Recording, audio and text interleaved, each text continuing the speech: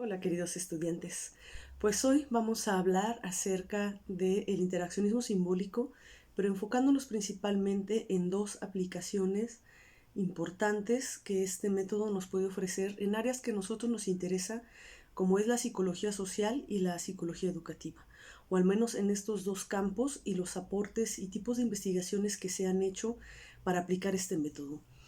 Primero vamos a historizar un poco acerca de esta propuesta metodológica que surge alrededor de los años 20 y 30 del siglo pasado.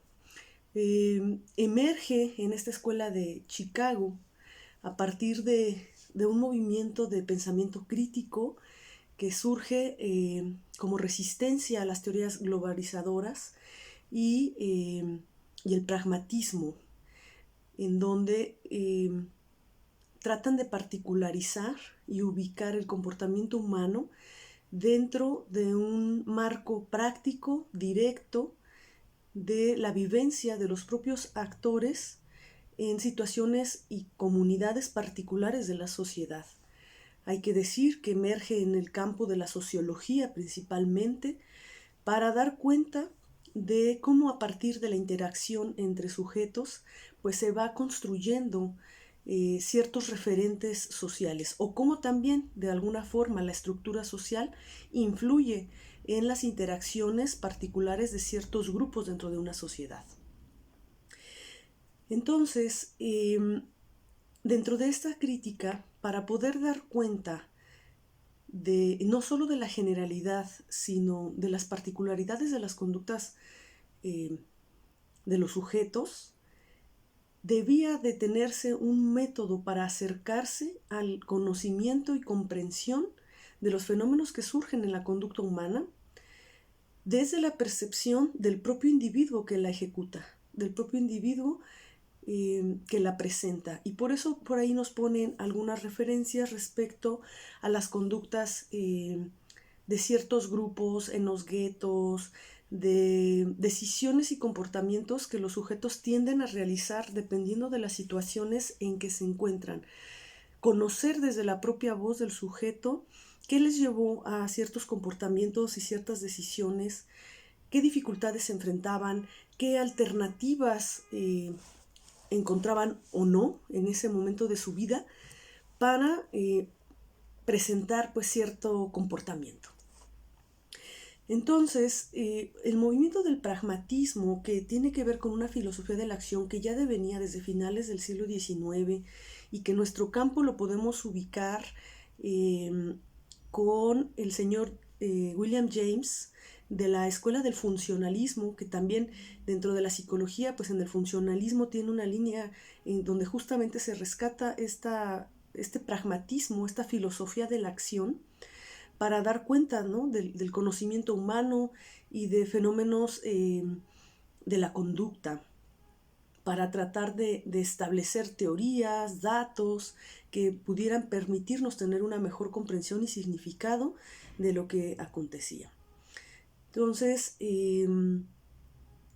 estos esfuerzos y estas reflexiones, pues lo que buscaban era dar cuenta de los significados que se juegan dentro de ciertos grupos sociales y también desde el propio individuo, que le sirven como marco de referencia para guiar y orientar sus interacciones con los otros sujetos, con las situaciones a las que se enfrentan. Entonces de ahí es como una construcción bidireccional. Es decir, hay elementos de la estructura social que van direccionando ciertos comportamientos en los individuos, pero también las personas que conforman estos grupos van presentando ciertos comportamientos que van conformando esa interacción, que van dando cuenta de ciertos comportamientos que se vuelven propios y característicos de ciertos grupos sociales. Y bueno, va a partir del interaccionismo simbólico de 5 hipótesis a partir de las cuales se va a analizar estos comportamientos y estos testimonios que las personas que han participado de este tipo de estudios o que participaron en aquellos años, se analizaban y ciertas premisas, hipótesis que trataban de explicar o ser punto de partida para esos fenómenos y comportamientos que se estaban estudiando. Entonces, la primera premisa dice que vivimos inmersos en un entorno simbólico y físico al mismo tiempo. Somos nosotros quienes construimos los significados del mundo y de nuestras acciones en el mundo con ayuda de esos símbolos. Esos símbolos están dispuestos en el entorno social, en el contexto en el que un sujeto se va desarrollando. Y esos símbolos son retomados por los sujetos y los van a significar de forma particular en su vida y en sus comportamientos.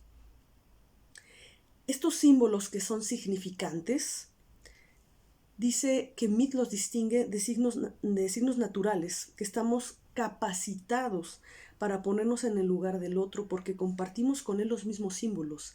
Es decir, está dispuesto socialmente para todas las personas y los vamos incorporando y los vamos comprendiendo como individuos. Y estos nos permiten tener un vínculo y una forma de significación común con el otro. Y algunos elementos serán particularizados por cada individuo, y al ser encarnados y dispuestos en un entorno, nos hacen iguales y diferentes al mismo tiempo. Compartimos una cultura, dice la tercera hipótesis, un conjunto elaborado de significados y valores que guían la mayoría de nuestras acciones y nos permiten predecir en gran medida el comportamiento de los otros individuos. Es decir, son orientativos dentro de nuestra cultura ciertos comportamientos que nos permiten saber qué esperar y poder anticipar ciertas acciones de los otros individuos. Por eso, cuando una persona actúa dentro de una cultura diferente a lo que se es esperado, pues viene como un tipo de sanción social o un desconcierto social que nos lleva pues a cuestionarlo, ¿no? Siempre van a haber detractores, pero también es lo que mantiene cambiante y viva a la cultura. Y poco a poco se van introduciendo nuevos símbolos dentro de esa cultura que la van modificando en el transcurrir del tiempo. Por eso es que no prevalece, no es que los individuos incorporen los símbolos y los significantes y los dejen inalterados. Siempre va a llevar como cierto aporte personal, individual, que son los que van a ir haciendo, generando ciertas transformaciones, en la medida en que también otros individuos se van identificando con esas modificaciones, las van adquiriendo a bien, aunque hayan detractores que a lo mejor lo puedan criticar, sin embargo, pues van formando parte de ese tiempo, ¿no? Y de ese espacio, y con el transcurrir a veces es a largo plazo, a veces son cambios abruptos, ¿no? en los comportamientos de la cultura que nos van llevando a la transformación, ¿no? Y ya este órgano vivo llamado cultura. La cuarta hipótesis habla sobre los símbolos. Dice, por extensión, el sentido y el valor que les acuerda no están aislados, sino que forman parte de conjuntos complejos, frente a los cuales el individuo define su papel. Y entonces aquí nos va a hablar de un yo con minúscula y un yo con mayúscula, ¿no? En ese yo con minúscula es el equivalente al otro, al semejante, con elementos que ese otro semejante percibe de mí, la opinión también que yo creo, porque muchas veces no es tal cual que me lo diga el otro, sino lo que yo creo que el otro opina de mí. Y entonces, en función de lo que yo percibo de ese otro hacia mí, de lo que yo creo que el otro cree de mí, yo actúo. Tengo o realizo ciertas acciones tratando como de dar cierta respuesta a esa creencia que yo tengo que el otro tiene hacia mí. Y entonces, si yo creo que se espera ciertas cosas que yo logre en mi vida de las otras personas, aunque no me lo digan explícitamente, yo trato de moldear mi comportamiento y mi conducta para dar respuesta, y más si son personas importantes o que tienen cierto significado importante para mí, y modelo, ¿no? De alguna forma desde ese yo con mayúscula en la percepción que puedan tener de mí o lo que yo creo que esperan de mí. Y el yo con minúscula es lo que yo muestro a los otros en relación con el grupo en el que estoy inmerso. Y vamos cambiando nuestro comportamiento en función de esos significantes, de cómo creo yo que son los otros y cómo creo que soy yo. Y en función de ello, entonces, dependiendo del rol en el grupo que yo me esté desempeñando, es que voy a moldear mi comportamiento. Por ejemplo, pensamos, un joven de 14 años va a mostrar cierto comportamiento cuando esté en su rol como hijo, ¿no? Dentro de su casa, lo que él, desde ese yo con mayúscula y ese yo con minúscula, en ese rol de hijo, va a tomar ciertas actitudes, va a utilizar cierto lenguaje y mostrar cierto comportamiento en función de lo que él cree que en su casa esperan como rol de hijo. Sin embargo, esta misma persona, este joven de 14 años, va a mostrar un comportamiento diferente cuando esté con sus amigos, por el rol y en el grupo en el que está inmerso. Ya no es la familia, son los amigos, y ahí va a mostrar quizás otro lenguaje, otra forma de expresión y otros comportamientos. Y si este mismo joven es estudiante, cuando se encuentre en el medio áulico, va a mostrar un comportamiento diferente al que muestra cuando es hijo o cuando es amigo, en su función de estudiante, ¿no? De un estudiante, si estamos hablando de un joven de 14 años, pues estaría estudiando la secundaria, y entonces como estudiante de secundaria, cuando está en el aula con las compañeras, los compañeros, aunque ahí estén también sus amigos y estén los profesores, pues va a mostrar un comportamiento diferente, un lenguaje diferente. Es decir, todas las personas moldeamos nuestro comportamiento en función del contexto y del grupo en el que estamos inmersos, y de alguna forma en virtud de las creencias, al mismo tiempo de lo que creemos que se espera de nuestro comportamiento en ciertos entornos. El interaccionismo simbólico, pues decíamos, viene desde los años 20, 30, ha tenido un transitar a lo largo de estos años. Y dentro de las cosas que se esperan o se decantaban, sobre todo en los inicios de esta propuesta metodológica para comprender el comportamiento social y humano, habla de una ecología social, y entonces lo que se trata es de, dice acá, ¿no?, restituir la pureza del actor. Es decir, tratar de captar tal cual, sin tergiversar, el testimonio y las acciones que son directamente visibles, comprensibles e interpretables, de acuerdo obviamente en el marco del contexto natural en el que el actor se desempeña. Por eso principalmente la técnica a partir de la cual se desarrolla un trabajo desde el interaccionismo simbólico, pues es la observación. La observación puede ser participante, no participante, dependiendo de los fines de la investigación y las acciones que también el investigador decida de cómo aplicar esta técnica, pero ahorita vamos a hablar de los roles del observador. Principalmente su técnica pues es la observación. Tradicionalmente en el devenir del interaccionismo simbólico encontramos dos fuertes tendencias: un interaccionismo que nos delinea el autor como más conductista y uno fenomenológico. En el interaccionismo que podría pensarse de estas nociones conductistas, pues busca obedecer a la tradición objetivista, ¿no?, que de Kant, que deviene desde el método positivista. Y entonces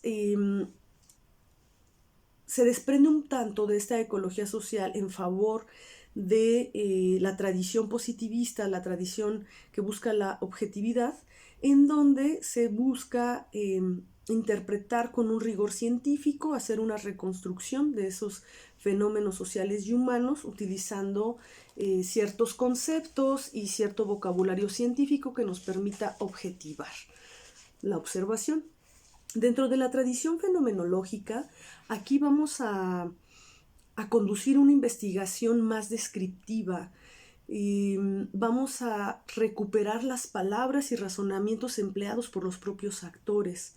Esta sería más afín a esta propuesta de ecología social, en donde busca rescatar la pureza del actor que decíamos hace un momento. Por eso también se mira desde una tradición pues de la sociología naturalista, en donde busca reproducir con la mayor fidelidad posible el argumento, el testimonio, el comportamiento tal cual natural del actor, buscando reducir al máximo las interpretaciones por parte del observador, sino mostrar el mundo tal y cual los actores lo comprenden y perciben.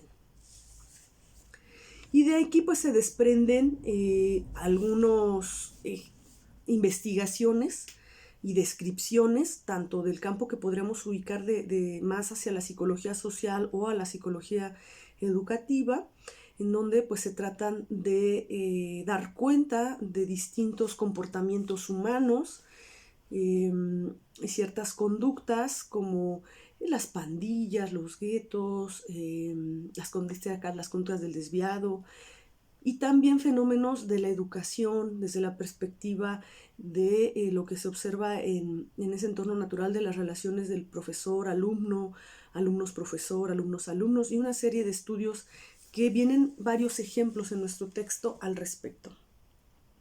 De este tipo de investigaciones se va a desprender un concepto en este primer momento del interaccionismo simbólico, que es el de perspectiva.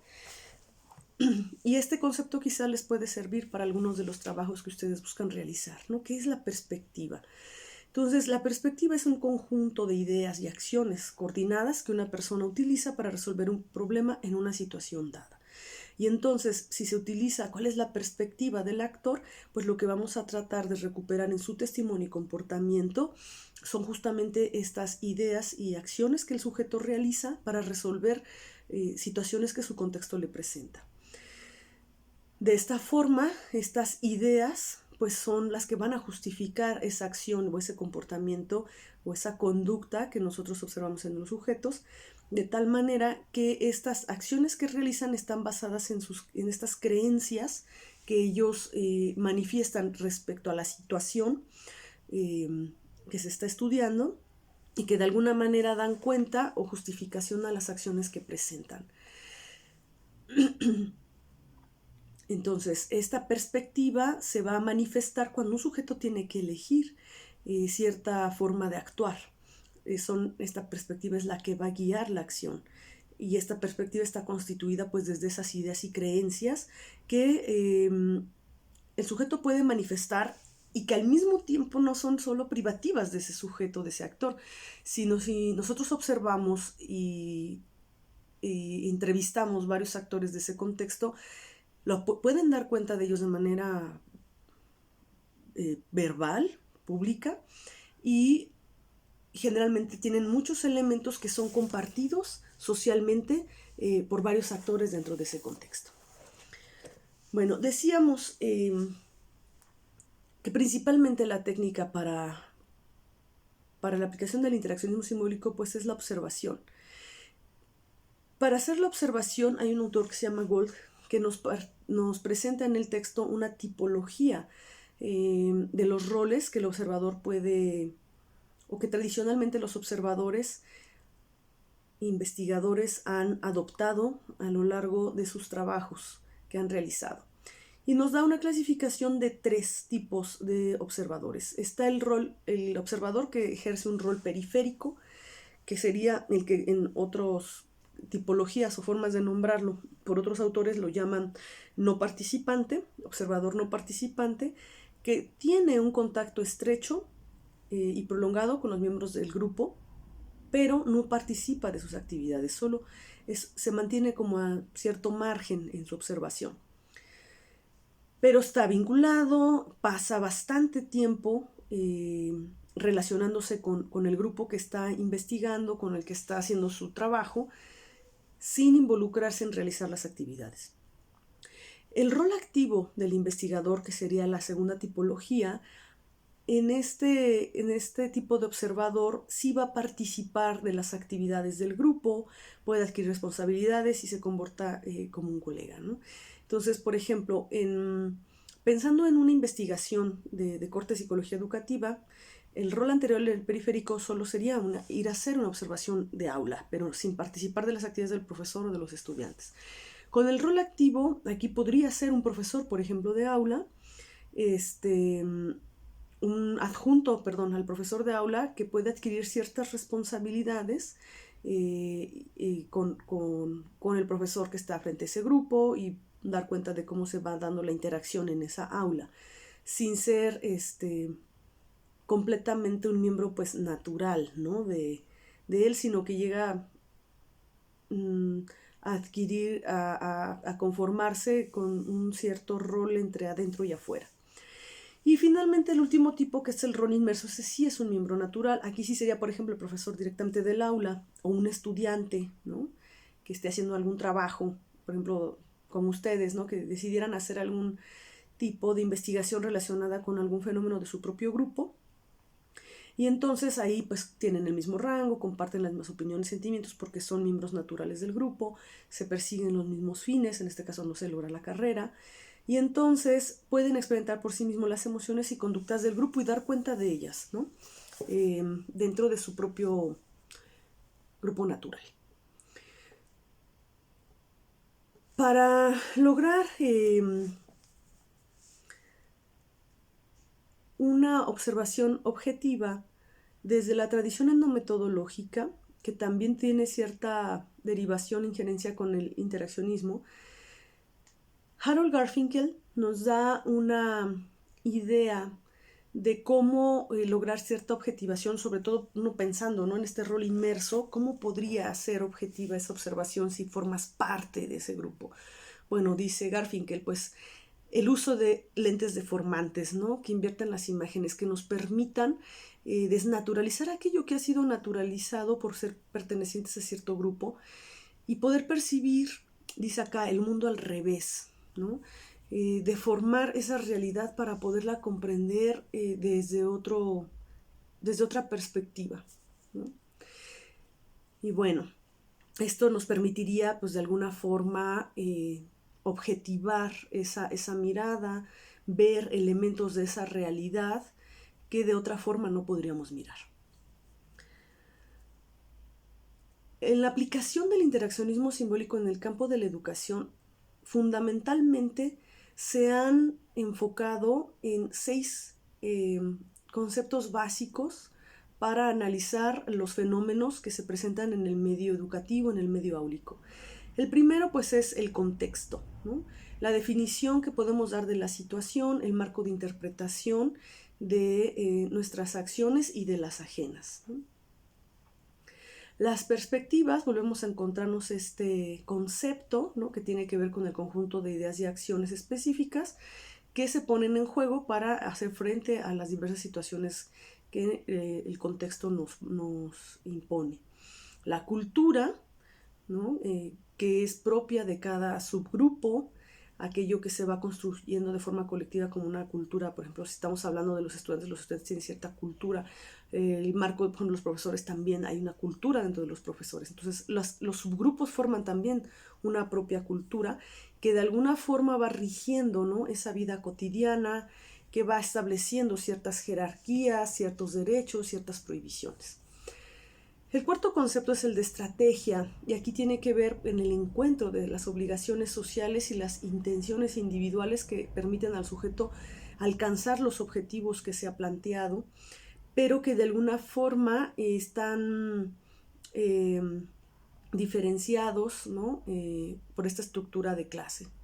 Y entonces, desde las obligaciones y las intenciones, pues los sujetos elaboran ciertas estrategias para alcanzar los objetivos.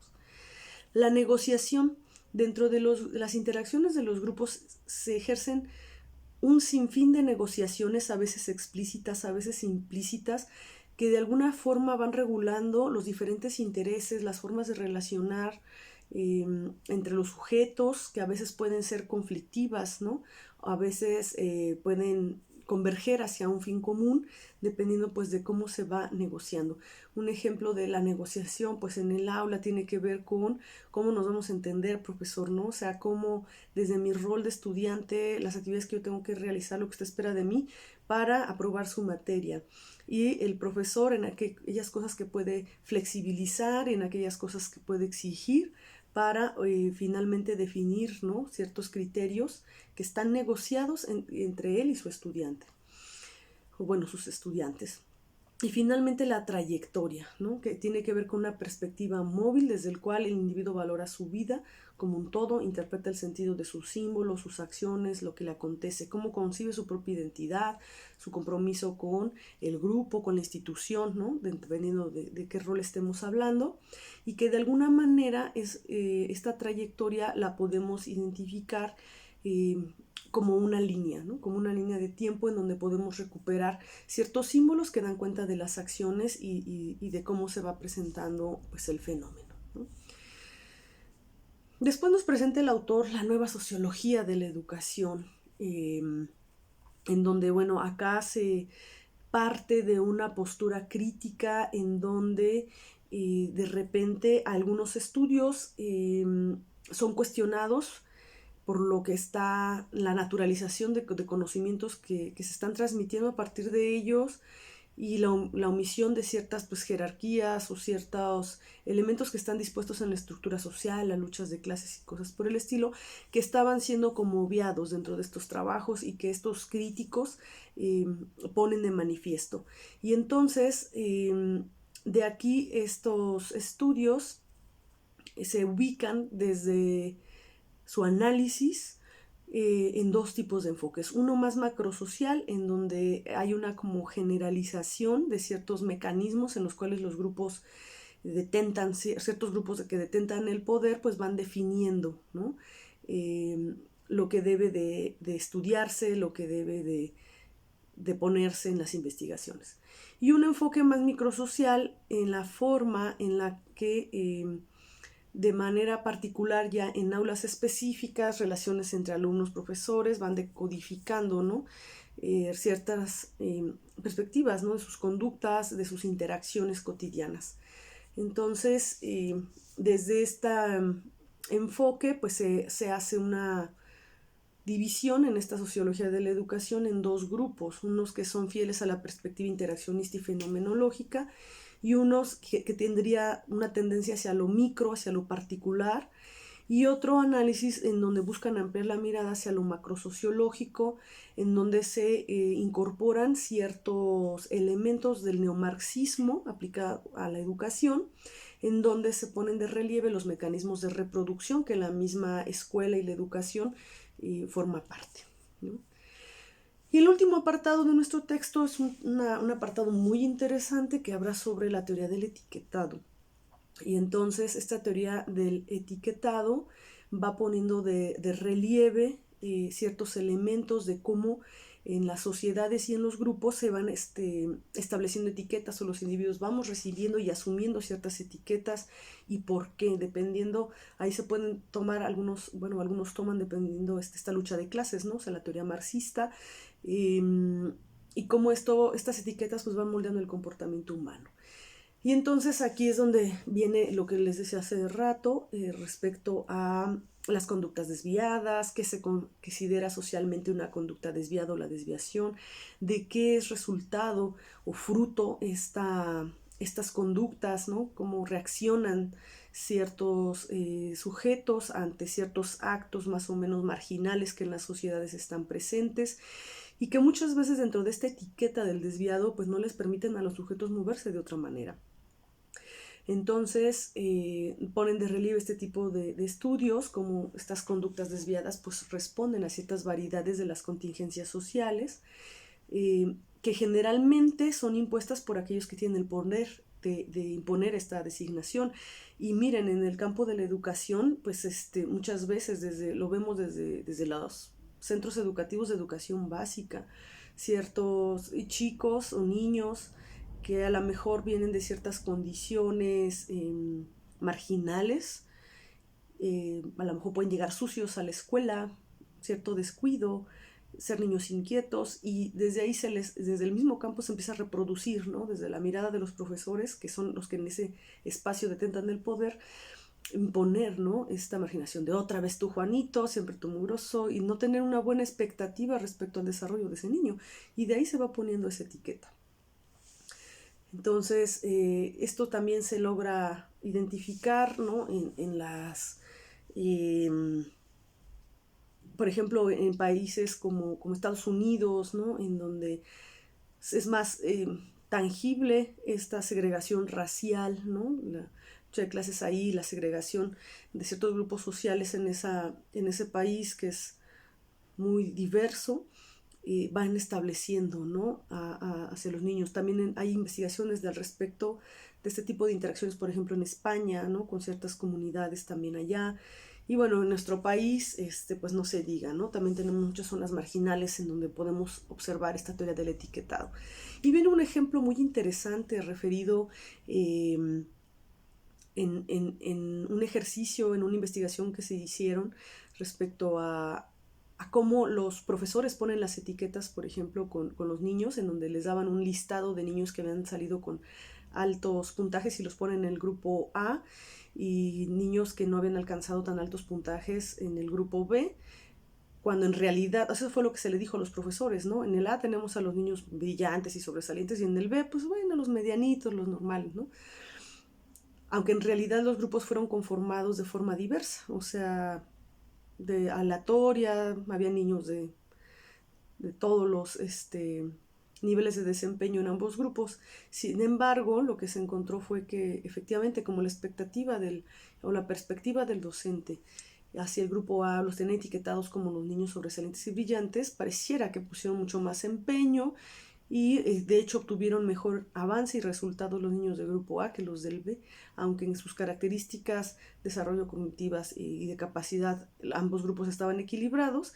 Finalmente esta etiqueta lo que se muestra es cómo pesa para hasta el desempeño y la expectativa que el maestro puede poner en cierto grupo, en demérito de otros en donde no se espera tal cosa. Y este tipo de fenómenos los encontramos en las instituciones y quizás ustedes han tenido experiencia en ello. Yo hace unos años tuve una experiencia, muchos años, de esta naturaleza, de una secundaria pública en la que estaban muy marcadas las etiquetas en los grupos. A los que les tocaba estoy hablando de una secundaria, entonces cuando entraban al primer año, no, era una secundaria donde no revolvían los grupos a lo largo de la trayectoria de los 3 años de secundaria. Si te tocaba en el grupo A ya la hacías porque ahí estaban todos los aplicados y los inteligentes y lo mejor, según era lo que se pensaba, aunque los grupos no estaban armados de esa manera. Si te tocaba en el grupo B, pues más o menos lo ibas a librar, la expectativa no era tan alta, pero pues eras rescatable. Pero si te tocaba en el grupo C, en esa escuela había una etiqueta muy fuerte hacia el grupo C, en el cual ese grupo no tenía una perspectiva de gran logro. O sea, había esa etiqueta social tradicional dentro de esa institución y generalmente egresaban del grupo C cuando terminaban la secundaria alrededor solo del 30% del grupo. Del grupo A prácticamente el 100% egresaban y del grupo B pues a lo mejor el 85%, por poner cierta cifra. Pero sí era muy marcado la deserción del grupo C y no se explicaba la trabajadora social de la escuela por qué. Daba cuenta de este fenómeno, pero no sabía cómo revertirlo, cómo modificar, ¿no? Para que esto no se convirtiera en una sentencia para los jóvenes que entraban al C. Entonces es un proyecto muy interesante, se trabajó proyecto de vida, muchos temas con los jovencitos de este grupo C, y por lo menos se logró invertir el porcentaje.